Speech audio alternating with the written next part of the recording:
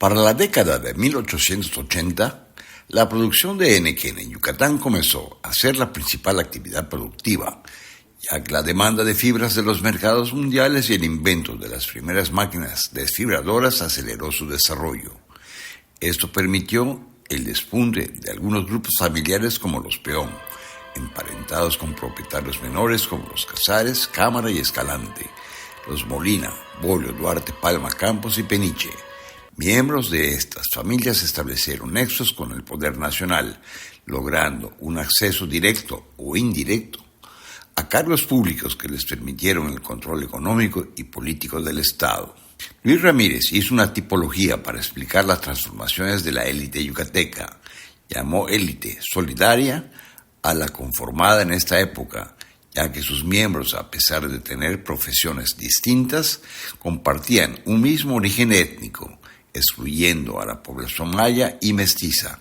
Con ello se reducía el número de personas que compartían una cultura común y una imagen jerárquica y estratificada de la sociedad regional, sustentada en una serie de prejuicios étnicos que eran compartidos por una minoría blanca de la península y que favorecía a una integración de élite. Las familias Escalante Castillo y Escalante Bates, junto con Manuel Dondé, fundaron en 1887 la empresa exportadora de henequén más importante del siglo XIX, el Gran Depósito de la Agencia Comercial. Los Escalante además fundaron en 1890 el Banco Mercantil de Yucatán, que competía con el Banco Yucateco, propiedad de Olegario Molina.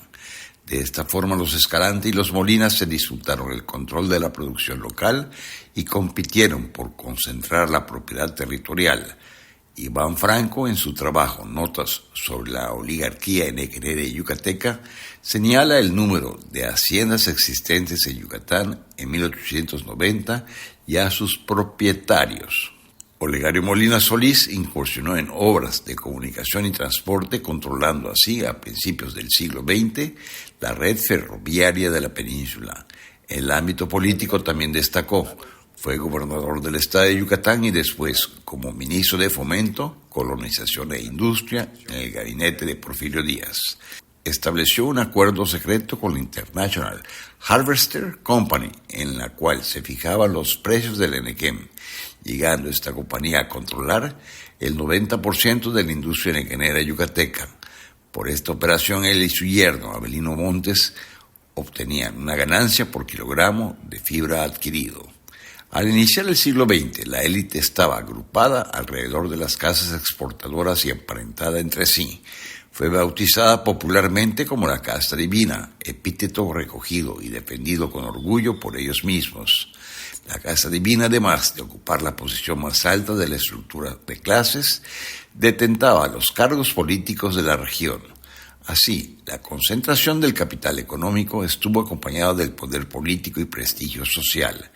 Esta élite además tenía la posesión o el acceso a los medios como los periódicos de la época, El Pensamiento y Pimienta y Mostaza, que además de difundir noticias hacían que las personas pertenecientes a la élite se reconocieran como parte de un grupo. Reconocerse, actuar en la defensa de intereses comunes, realizar ciertas actividades sociales, compartir espacios y crear instituciones fueron estrategias que permitieron a esta élite construir su identidad. Los migrantes asiáticos, quienes llegaron a Yucatán a finales del siglo XIX, componían otro sector importante de la población de Yucatán que poco a poco fue asimilado por la población maya. En 1881, la revista de Mérida escribía que la inmigración china era sumamente perjudicial para Yucatán, porque estos se negaban a trabajar en el campo y preferían vender fruta y comida en las ciudades, dejando claro su distancia con el resto de los miembros de la sociedad. A esta élite Ramírez la tipifica como élite uniforme.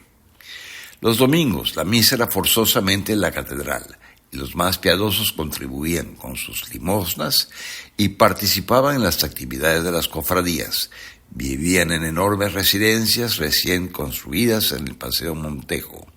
Si bien personas provenientes de las capas medias eran aceptadas en algunos espacios sociales, estas eran generalmente intelectuales, músicos, pintores, poetas o profesionistas que iniciaban su ascenso como médicos o abogados. Sin embargo, no eran considerados como candidatos ideales al matrimonio. Hacia finales del siglo XIX coexistieron diversas asociaciones como la Lonja Meridiana, el Liceo de Mérida, el Casino Español y la Beneficencia Española, que aunque fueron creados con objetivos distintos, compartían el común denominador de ser espacios sociales donde interactuaban españoles y yucatecos de ascendencia hispana. La élite yucateca a través de la historia, Antonio Larrea Peón en su autobiografía, narra cómo la casa principal de la hacienda de su familia, San Antonio Yaxché de Peón, estaba construida y sobreelevada en un terraplén de 3 metros de altura, lo que creaba una especie de sótano que tenía 4 mazmorras. Ahí se apresaba antes de la revolución a los mal portados y a los abstentistas. Por faltas disciplinarias al orden de la hacienda se daban azotes, 12 como máximo, pero la pena que se imponía dependía del dueño. En 1909 se forma la Liga de Acción Social. Esta asociación, integrada por miembros de la élite preocupados por la inestabilidad social del país, estaba basada en los principios de la sociología positivista europea. Con Gonzalo Cámara Zavala a la cabeza, proponía mejorar las condiciones de los sirvientes de las haciendas, ya que de lo contrario podrían ser presa de un nuevo levantamiento armado como lo fue la Guerra de Castas y la instauración de un régimen socialista. La asociación proponía a los hacendados establecer escuelas en cada hacienda, apelando a las recomendaciones del recién fallecido obispo Crescencio Carrillo y Ancona, quien decía: si al indio no se le educa cristianamente, sembraremos en Yucatán la perniciosa y fecunda semilla del socialismo. En esos mismos años, al desplomarse los mercados estadounidenses, la Casa Escalante quiebra y sus espacios la ocupan Olegario Molina y Avelino Montes.